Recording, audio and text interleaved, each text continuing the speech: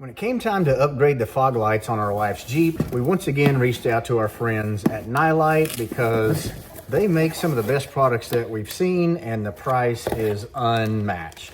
Get their stuff on Amazon. They have their own Amazon store. These lights are kind of specific because they perform several functions. They're only 40 bucks a pair for these. It comes with all the things that you're gonna need. A little sample sheet of their product offerings.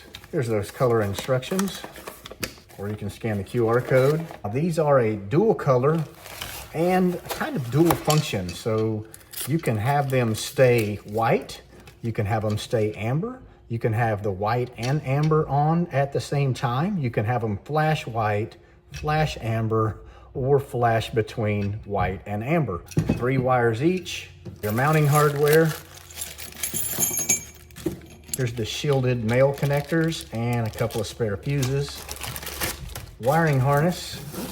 Now this is the portion that'll live under your hood. Mount this relay, power and ground to your battery. Now from this harness section, you'll have 3 feet to get to this connector that you can separate from, I guess, inside the engine compartment or the interior. And then from there to the actual control button, you've got another 3 feet. You've also got 6 feet from here. Your pigtails for both of your lights. You got close to 4 feet to spread these out. These connections already have the female ends.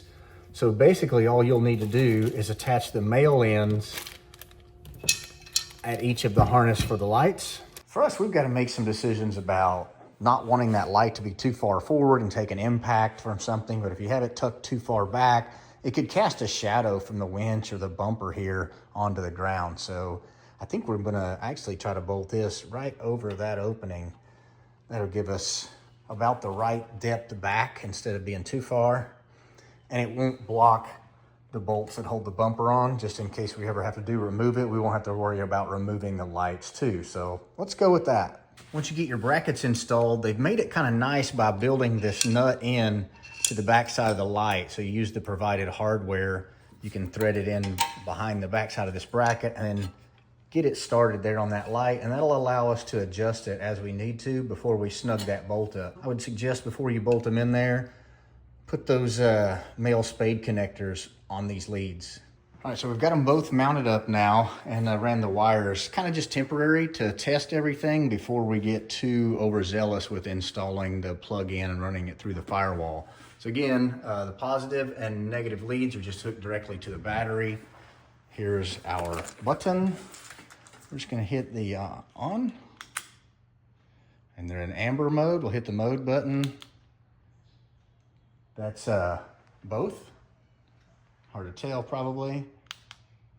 Flash white, flash amber, and flash white alternating.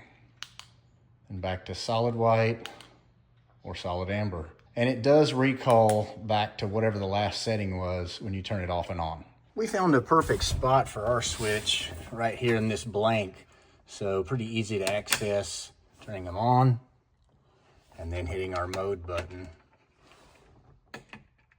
And it doesn't stay lit when it's off like some light switches do, which are a constant drain on your battery. All right, here's a little nighttime test.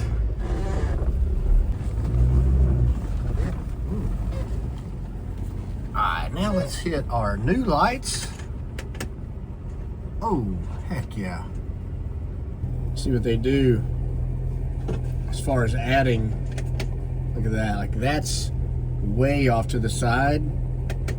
And it adds a ton of light over there. So the flood application is absolutely fantastic. You guys, let's go for a ride out here, huh?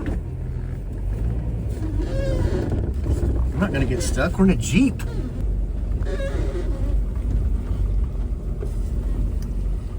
And it's Christmas. Merry Christmas.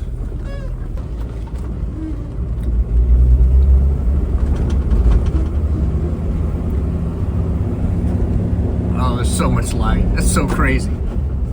Like, look at this. That's headlights. That's with these new lights. That's impressive. Hey, go to Amazon.com, Type in Nilight in the search bar and you'll find these and a whole bunch of other stuff they sell.